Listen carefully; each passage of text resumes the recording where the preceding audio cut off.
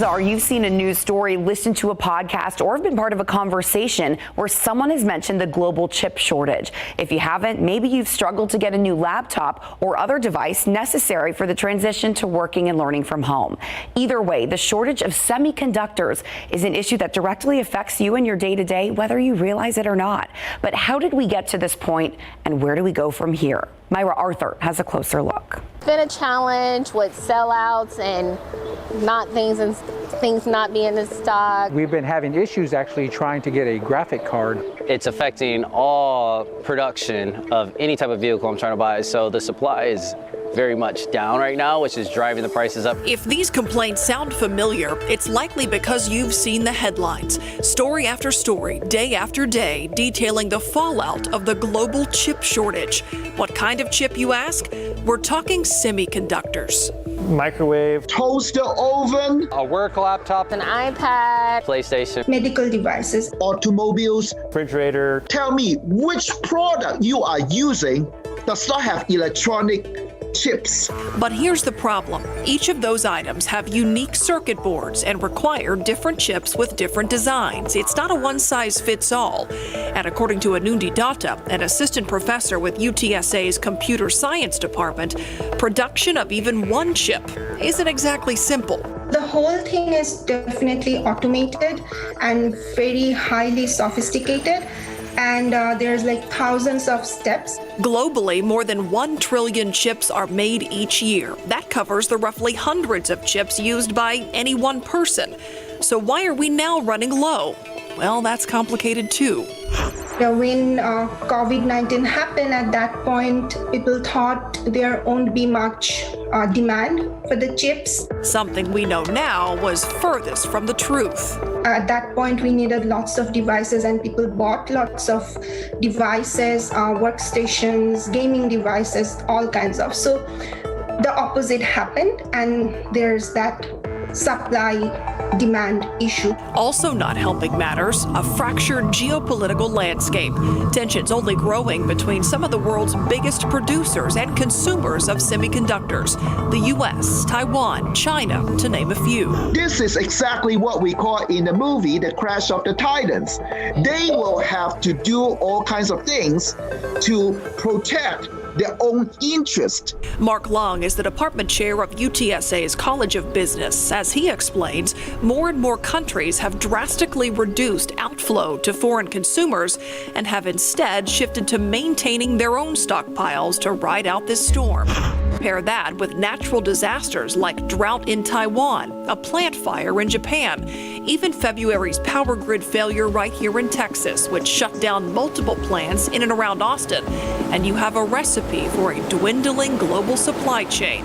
Over 70% of the chips in the world on the supply side have been disrupted. What can you do about it? Nothing you can do, because these companies hold the technology. For local owner of Steve's Computer Repair, Steve Flannery, low supply means higher demand. So since COVID, we noticed a big increase of people coming in with older laptops that they want to repair because there's a shortage on new laptops. It also means higher prices for parts. So for all the teachers, new college students, or professionals working from home, prepare for a little more money to be taken out of your pocket. A typical job may cost $200 to repair your computer. Now it costs $230 to repair your computer. Plus longer wait times. It took us about 6 months extra time to get our big shipment of parts in. So it's affecting our part stream, really. We can't repair unless we have the proper parts. Among the hardest hit amid the shortage, the auto industry. Right now, it's just going to be tough for new car franchise dealerships or even just used car dealerships just to obtain vehicles at a reasonable price that they can turn around and resell to consumers. Any single car easily uses thousands of semiconductor chips. They're crucial to modern vehicles' multiple electronic interfaces, which, according to a 2019 analysis from Deloitte, make up more than 40% of a car's total cost. I've been in the car business now closer to 25 years, and I don't ever recall seeing a a supply chain issue like this for anything. As Executive Vice President of Operations at Swapalease.com, an online marketplace for auto lease transfers, Scott Hall has seen firsthand the impact of the chip shortage. In the last year, we've kind of been hit twice in the gut. The first time was lack of production due to COVID. With fewer new cars on the market, Hall says used cars find more worth. And with demand high, the number of used cars available is also slowly dwindling. I've been in the process of trying to buy a car since March 24th. Which is why many are turning to sites like Swapalease as an alternative to traditional car buying and selling. As the name suggests, the site allows you to transfer an auto lease from one person to another and is very much allowed by most leasing companies.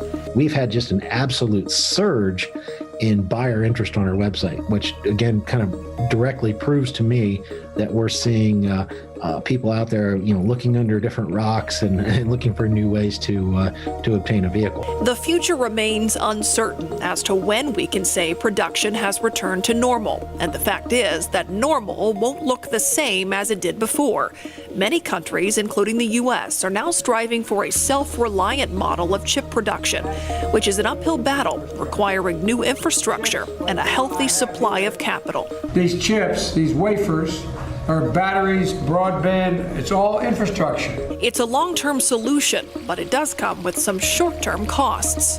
So it's a question of, are you willing to pay a higher price in order to build up your infrastructure again to protect against this kind of disruption or risk? In the meantime, there's not much we can do but wait. So whether you're looking for a new car or hoping to secure the next big gaming console this holiday season, just know it may not be as easy or as affordable as you might think.